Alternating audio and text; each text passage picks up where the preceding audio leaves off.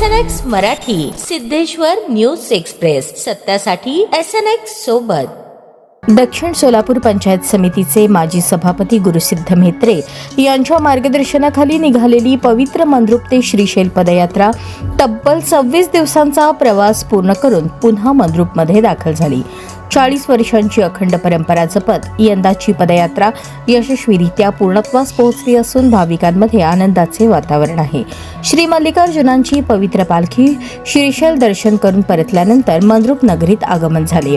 गावात प्रवेश करण्यापूर्वी पालखीचे आगमन वाघेश म्हेत्रे यांच्या फार्म हाऊसवर करण्यात आले.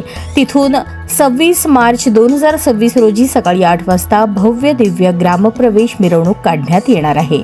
ही मिरवणूक वाद्यवृंद, ढोल ताशांच्या गजरात आणि मोठ्या भक्तिभावात पार पडणार असून गावातील सर्व मार्गांवरून पालखी नेण्यात येणार आहे. मिरवणुकीचा मार्ग याप्रमाणे: श्री मळसिद्धप्पा मंदिर, माळी गल्ली, होळीकट्टी, सकळेश्वर मंदिर, शेख साहेब मशीद, वीरभद्र मंदिर, कुंभार गल्ली, बाजारपेठ वेस्ट, इंदिरानगर, श्री मल्लिकार्जुन मंदिर येथे या पदयात्रेची सांगता होणार आहे. पुण्यक्षेत्र श्रीशैलचे प्रतिरूप मानल्या जाणाऱ्या मंद्रुप ग्रामदैवत श्री मल्लिकार्जुन देवाची ही पालखी नवसाला पावणारी मानली जाते.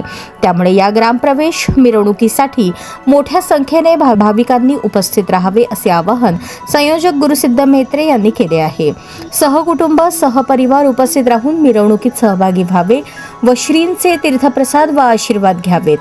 कार्यक्रमास हेमंत कुमार स्वामी, पिरप्पा म्हेत्रे, रेवणसिद्ध मेंढगुदले, गुरुनाथ जोडमोठे, शंकर म्हेत्रे, अर्जुन आडोळे, नागनाथ म्हेत्रे, राम म्हेत्रे, प्रवीण नडविनंगळ, केदार ख्याडे, राजकुमार कुंभार, अनंत म्हेत्रे, रविशंकर म्हेत्रे, बसप्पा घाटे, बसप्पा कुमठेकर, मदगोंडा मलकारी, वाघेश म्हेत्रे, वेदमूर्ती शेखर स्वामी, करवसय्या स्वामी, हिरेश स्वामी तसेच सर्व पालखी सदस्य, नित्यप्रसाद स्वयंपाकी मंडळी व सेवेकरी मोठ्या संख्येने उपस्थित राहणार आहेत. दरम्यान Siddheshwar news express SNX Marathi या चॅनलवर या संपूर्ण 26 दिवसांच्या पदयात्रेचे दररोजचे वृत्तांकन संपादक रेवणसिद्ध मेंढगुदले यांनी केले असून 26 मार्च रोजी या पवित्र पदयात्रेची अंतिम सांगता होणार आहे.